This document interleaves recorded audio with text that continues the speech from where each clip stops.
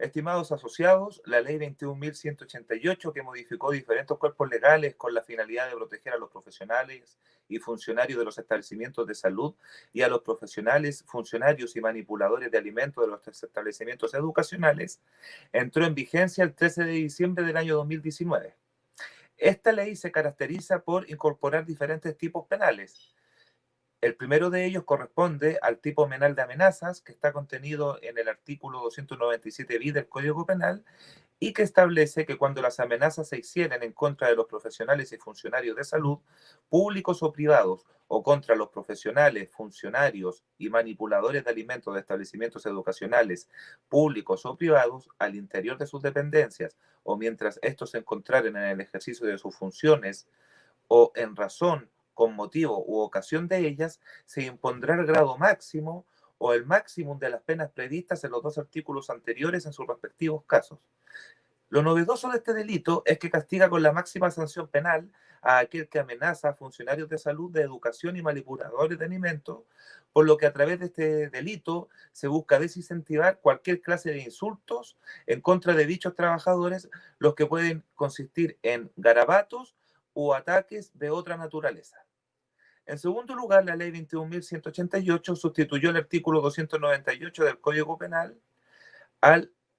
incorporar la expresión 2 por 3, lo que significa que los delitos de amenaza simple, que es aquel tipo penal contenido en el artículo 296 del Código Penal,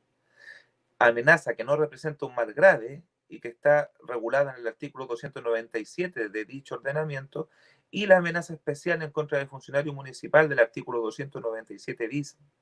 de este código, se podrá condenar además al infractor a dar caución de no ofender al amenazado y, en su defecto, a la pena de sujeción a la vigilancia de la autoridad.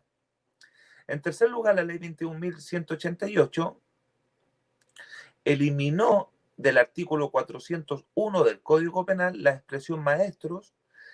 y la coma que antecede. Esto implica que actualmente ya no se puede cometer el delito de lesiones menos graves previstos en el artículo 399 del Código Penal en contra de maestros, ya que se contempla un tipo especial de lesiones que protege tanto profesionales de la salud como de la educación y que está regulado en el artículo 401 bis del Código Penal y que prescribe lo siguiente: las lesiones inferidas a los profesionales y funcionarios de los establecimientos de salud, públicos o privados, o contra los profesionales, funcionarios y manipuladores de alimentos de establecimientos educacionales, públicos o privados, al interior de sus dependencias, o mientras estos se encontraren en el ejercicio de sus funciones, o en razón, con motivo u ocasión de ellas, serán lesionados, en primer lugar, con presidio mayor en sus grados mínimos a medios, los casos del número 1 del artículo 397. En segundo lugar, con presidio menor en su grado máximo en los casos del número segundo del artículo 397. En tercer lugar, con presidio menor en su grado medio en los casos del artículo 399. Y en cuarto lugar, con presidio menor en su grado mínimo si las lesiones que se causaren fueran leves. En otro orden de ideas, a través de la ley 21.188, se introdujeron algunas modificaciones a la ley 20.584 que trata sobre los derechos y deberes de los pacientes, las que consistieron básicamente en incorporar un inciso cuarto y un inciso quinto al artículo 35, otorgándole grandes facultades al director del establecimiento de salud para requerir el apoyo de la fuerza pública en caso de peligro para el personal. En este caso debe tratarse de indicios graves que ameriten la protección requerida, y también el director puede solicitar la adopción de medidas de seguridad para garantizar el desarrollo de las prestaciones de salud. Por otra parte, la ley permite la atención de pacientes que tengan prohibido el ingreso al recinto a través de alguna medida cautelar dispuesta por el juez penal cuando esté en riesgo su vida o salud. Los nuevos incisos indican lo siguiente: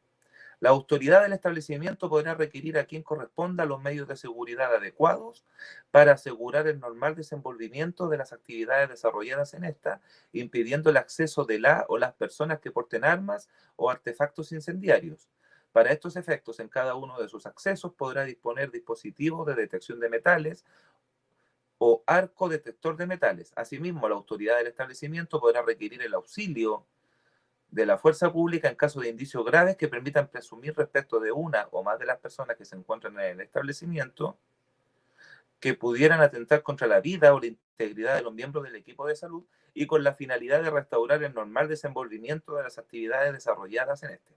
Si el tribunal decreta una medida cautelar que impide el acceso del imputado al establecimiento de salud, no se considerará que aquel incurre en quebrantamiento de la misma si ingresa a este cuando exista un peligro grave para su vida o salud. Una vez que dicho peligro grave deje de existir, el imputado deberá ser trasladado inmediatamente a otro establecimiento de salud si corresponde. La autoridad del establecimiento levantará un acta de todo logrado, lo que deberá remitir en el más breve plazo al Ministerio Público. Por último, se agregó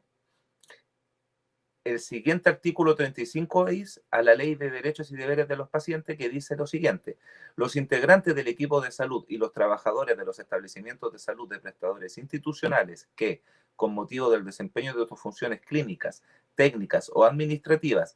fueren objeto de atentados a su integridad física o psicológica u objeto de tratos vejatorios, degradantes o malos tratos por parte de pacientes, usuarios o cualquier persona ajena al establecimiento, podrán exigir, mediante una solicitud escrita dirigida a la autoridad del establecimiento, que dicho prestador les proporcione los mecanismos de defensa jurídica adecuados para el ejercicio de las acciones civiles y penales correspondientes. Respecto de los funcionarios de los establecimientos que conforman la red asistencial de los servicios de salud, se aplicará lo dispuesto en el artículo 90 del decreto con fuerza de ley número 29 del año 2004 del Ministerio de Hacienda, que fija el texto refundido, ordenado y sistematizado de la ley número 18.834 sobre estatuto administrativo. Esta disposición jurídica autoriza a los funcionarios de salud que en el ejercicio de su cargo hayan sido objeto de malos tratos por parte de pacientes para recibir de su empleador la asistencia jurídica necesaria para perseguir la responsabilidad de los infractores. En resumen, y de acuerdo a todo lo explicado, la ley 21.188 lo que pretende es proteger de manera más eficaz la vida y seguridad de los trabajadores de salud. Por consiguiente, se incorporan, como explicábamos, algunos delitos al Código Penal